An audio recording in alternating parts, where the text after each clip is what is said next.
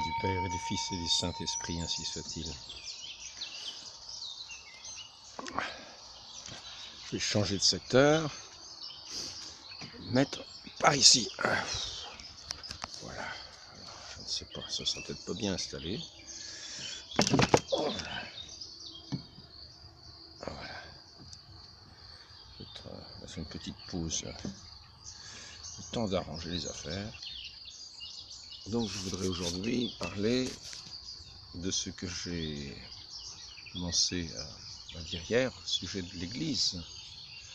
Le sujet de l'Église, c'est-à-dire son institution divine, en particulier l'action de l'Esprit Saint dans l'Église. Nous avons vu comment Matthias avait été choisi par l'Esprit Saint, désigné par l'Esprit Saint, pour être ministre avec les autres apôtres, à la suite de Judas qui a déserté, comme le dit Saint Pierre, qui a déserté sa place en allant se suicider. Donc il a fallu remplacer Matthias, ainsi que le Saint-Esprit l'avait dit dans les Écritures. C'est ce que nous rappelle Saint Pierre dans les Actes des Apôtres. Voyons ça juste avant la Pentecôte. Et donc il y a cette élection de Matthias où les apôtres vont prier pour demander au Saint-Esprit de désigner le successeur de Matthias. Donc nous voyons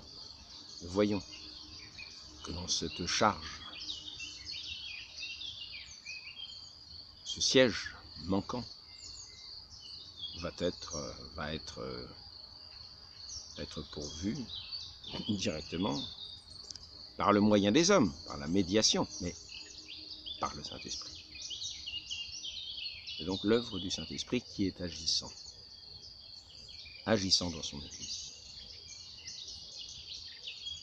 À la fois pour donner force aux décisions des apôtres, comme l'a promis le Christ. Il promet à son Église l'assistance du Saint-Esprit. Il promet à ses apôtres, il dit à Saint Pierre, que ce qu'il tiendra pour lier sera tenu pour lier au ciel, ce qu'il tiendra lié ici-bas sera tenu pour lier au ciel. Et nous voyons ici,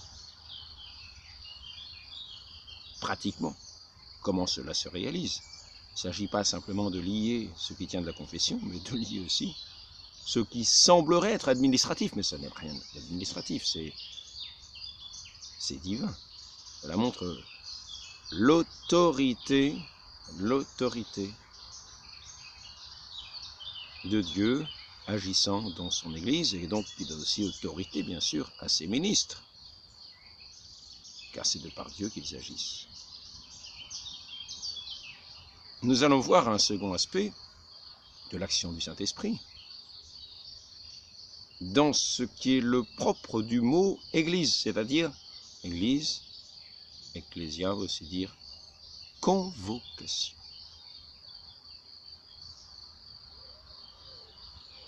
Et nous allons voir, je prendrai cela dans le catéchisme du Concile de Trente, au sujet de la convocation, chapitre 10.